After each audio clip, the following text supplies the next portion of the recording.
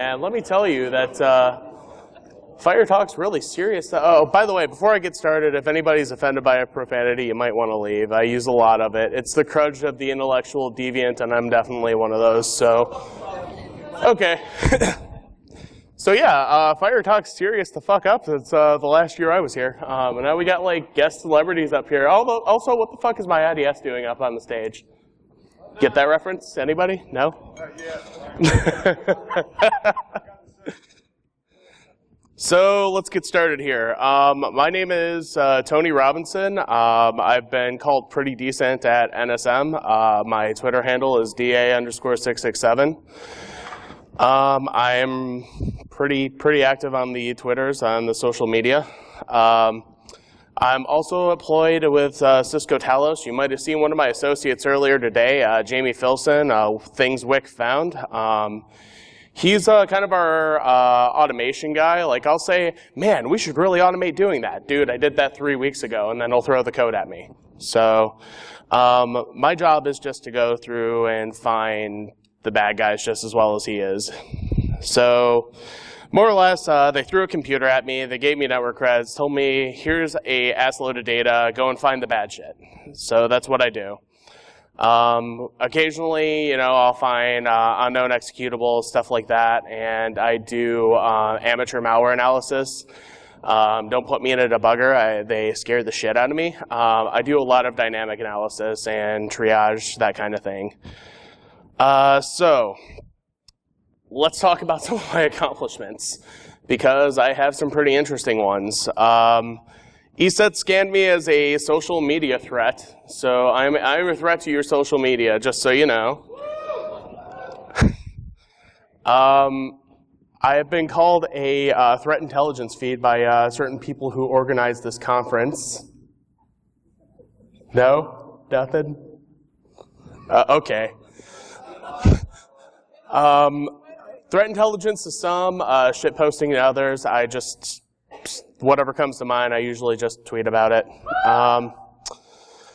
I'd like to think that one of these is why I got hired. I'm not going to tell you which one. Talk to management if you want to figure that one out. So I was up on this stage about a year ago, actually. That was a pretty fun experience. I had a great time. It was one of the first times that I had ever spoke at any conference. I got attention from a lot of people that are better at malware than I am when I post attribution theories about sinful knock and shit like that. A lot of it. A lot of China. Oh my God, the China. I had close encounters with the FBI. I've told the story half a dozen times. If you want to hear it again, come talk to me after I'm done here. A couple of friends started something called Threat Inc. We have a shitload of honeypots. That was actually started through a talk Andrew Morse gave here last year. We have something like 40 or 50 honeypots collecting data, collecting malware, malicious URLs, all sorts of fun stuff that we're feeding into the Bro Intelligence framework through somebody else that wrote a Splunk plugin for us, which was awesome. So what's on today's agenda? I'm going to talk to you about something completely different. Today on my shit list is Pixalate. I'm going to tell you why it's not a good idea to jerk around clients and bypass security and the SOC altogether and talk directly to the CISO. Why security researchers for said client, why you shouldn't bypass the security researchers that also work for said clients. Why you shouldn't post really shitty reports with zero IOCs to remediate quote-unquote malware that they said they found, and other fun things today. So one Saturday afternoon, while I'm not shitposting in those very brief seconds, I have a friend reach out to me on social media. He's like, hey, one of our clients, some company called Pixalate said that we have some sort of malware on our network, and they claim that they were infected with the Zindi botnet. These guys are associated with Carbon Dynamics, full disclosure up front. They are some great guys, very smart, and I have no idea why they decided to contact me out of the blue, out of all people, but it was absolutely awesome. So the first thing was, what the fuck is a Zindi, and why are you guys contacting me about it? So when Pixalate got a hold of these guys, they were all like, you're infected with this botnet. You know, it sounded very much like a fucking tech support scam out of nowhere where, oh my God, you're infected with this malware and it's taking over your entire network. And okay, give us indicators or give us a hash so we can look this shit up on VirusTotal and do something with it. And then he's like, or the Pixalate guys were like, nah. So we didn't get any data anywhere. We looked on VirusTotal, Total Hash, malware, payload analysis, hybrid analysis, every fucking place on the internet I could think of to look for this or look for any kind of indicators for this malware. Nobody had anything. However, I learned a little bit of useless trivia on Google about Star Trek. I'm not much of a Trekkie, but apparently the Xindi are a group of alien races, not unlike the Covenant from Halo. So that's something interesting and completely useless to what I was trying to fucking do. Thanks a lot, Pixalate. So again, initially, Pixalate gave us no fucking IOX to work with. Not a fucking thing, and it was great. So let's talk about who Pixalate is. They're a data analytics group, or so they claim. They're focused on internet ads, which means everybody in this room should fucking hate them to begin with. Real-time bidding involves, hey, I have a spot on this page and I have some sort of an ad CDN and the slot needs to be filled. Pay me this much and you can take over. They also claim threat intelligence on ads, trust indexes, and why one ad seller or one ad CD or ad delivery network might be more trustworthy than others. You guys aren't going to be able to see this, and you guys in the crowd probably might not be able to see it either, but on this picture down here, where it says, quote unquote, the Pixalate life, there is a nice get shit done image right on the back there, a nice little thing hanging on the wall. So this is on their About Us page, so you know right up front there's some classy motherfuckers. And the big Pixalate sign that's right there, if you pay close attention to the P, it's an upside down Beats logo. So yeah, they like to recycle shit all the time. This place was great, man. So this page right here, again, I apologize to y'all judges over there, but this page right here is full spectrum fucking cyber. Let me tell you, when you go to like Pixalate's main website, you get a dissolving digital skull. Never go full spectrum cyber. For real, man. So yeah, man, I'm just like on the main page, it's like, what the fuck is this dissolving skull shit? I was like, whatever, let's keep going. Let's see what else we can find. Keep going with it.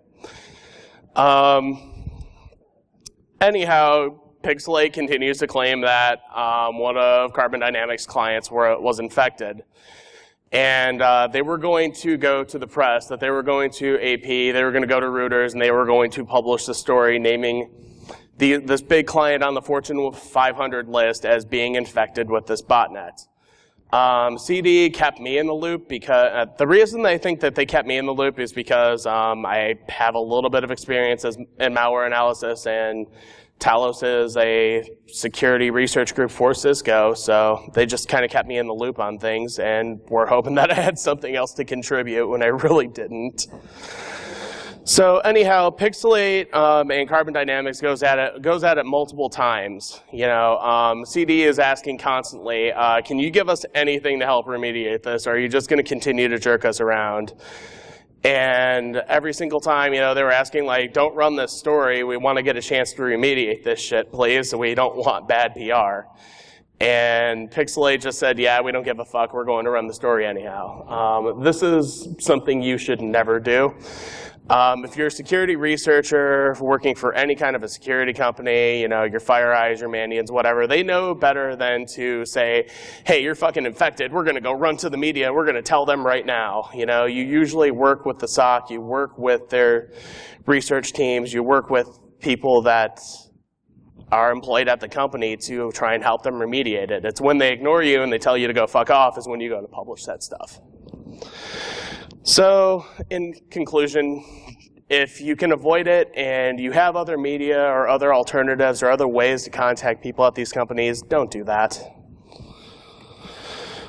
So as things go on here, there are a lot more researchers that get involved. I'm sorry, I thought that I saw your hand go up. There's a lot more researchers that got involved here. We've seen people from Symantec, we saw people from Intel Security, a bunch of different organizations, independent security researchers. At some point, I believe I saw Cryptia asking for IOCs for the botnet as well. Nobody had any reports, nobody had any indicators, nobody had anything to ID the botnet. At this point, I was like, this is some bullshit marketing ploy that they got going on. So they go live with the story, and it gets published to CNBC, Security Week, Dark Reading, so many other places where they're claiming Xindi found this botnet, or Pixalate found the Xindi botnet, and that they were willing to work with all these big names in order to help remediate the threat, which was a complete and utter lie and complete bullshit. Fuck them. So moving on through that, they finally publish a report. This is another fine graphic here. Again, the fucking full spectrum cyber digital skull in the upper corner makes a nice appearance. And then you have a nice wireframe CGI skull to let you know that this is some real shit going down. And I don't know if you can tell if maybe it's not washed out by the projectors. It probably is, but there's nice red Chinese letters going down the screen in the background. So, you know, they're going for the full rated R, rated mature cyber experience here, man, because they want you to fear the fucking Chinese letters too. Rated next gen. Rated next gen. So the report claims that they discovered this botnet in 2015. Impression fraud, which is generally the idea that if you are targeting ads towards a large Fortune 500 company or a large organization, that if they get clicks from those organizations, they're worth more than clicks from, say, a smaller organization or a university or something.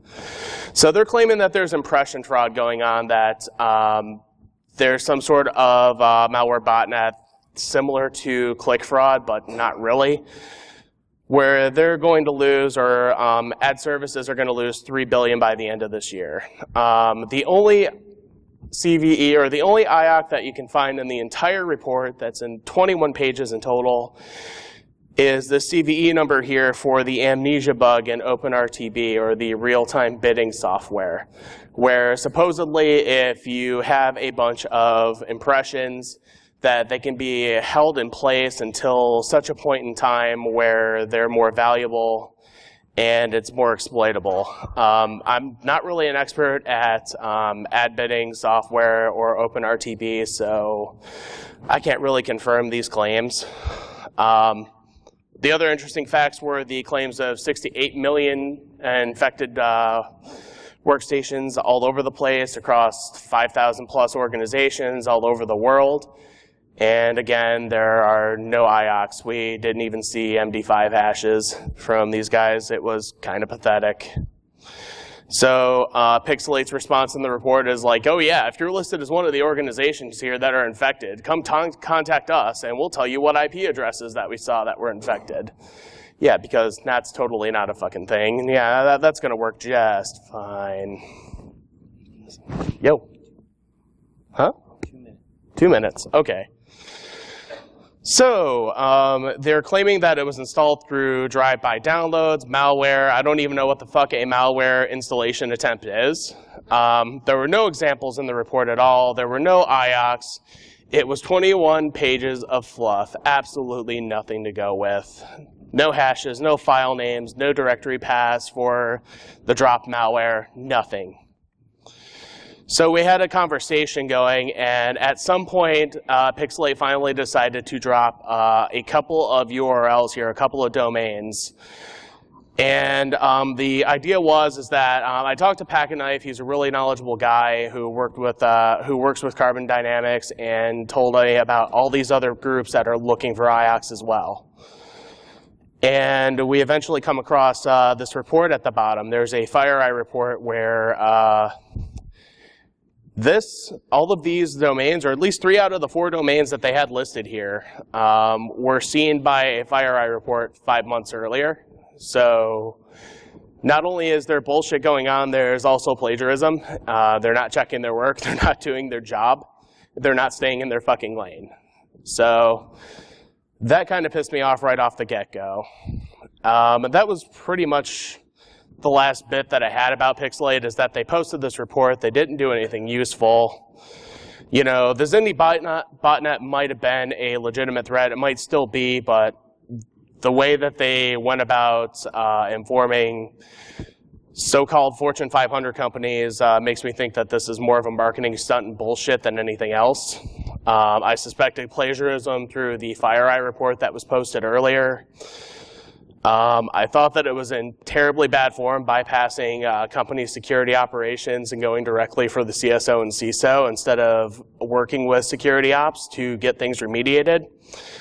And at this point, you know, if there are a half dozen organizations looking for indicators of compromise, hashes, IP addresses, anything to help remediate this, and nobody has anything, I think that's a bit of a problem. So this is where we stand right now.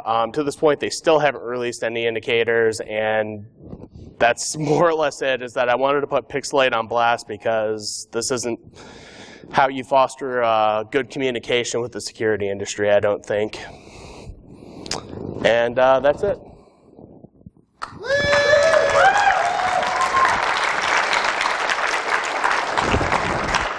What makes you think that Pixalate is any different from anybody else in the Because honestly, every single time I heard about ad fraud, nobody gives a fuck. They just don't. That's because ads are the complete ass and cancer of the internet, and they fuck up everything that they touch. That's why nobody cares about ad fraud. I'm sorry. People care about this in a way that's actually because honestly, if you got figured this out, I'd really love to know about it because I don't know what that is. See, what I'm trying to do is I'm trying to present it and make sure that people out here are aware that Pixalate is trying to do this. Whether or not it's legitimate or not, they're going about things and going about disclosure in a completely wrong method that I don't think anybody in the audience would agree with. If they represent an organization, they don't want them on blast in front of God and everybody, you know, without any sort of way to remediate the problem.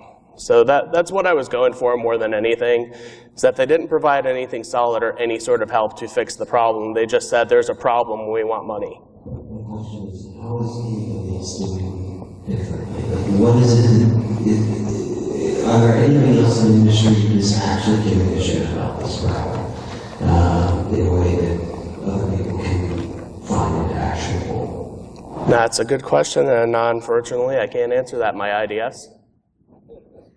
I think that it's very entertaining. It was like we engaged the crowd, we got laughs, I mean, people laugh in the same way. So you did a great job with the presentation, you did a great job with it.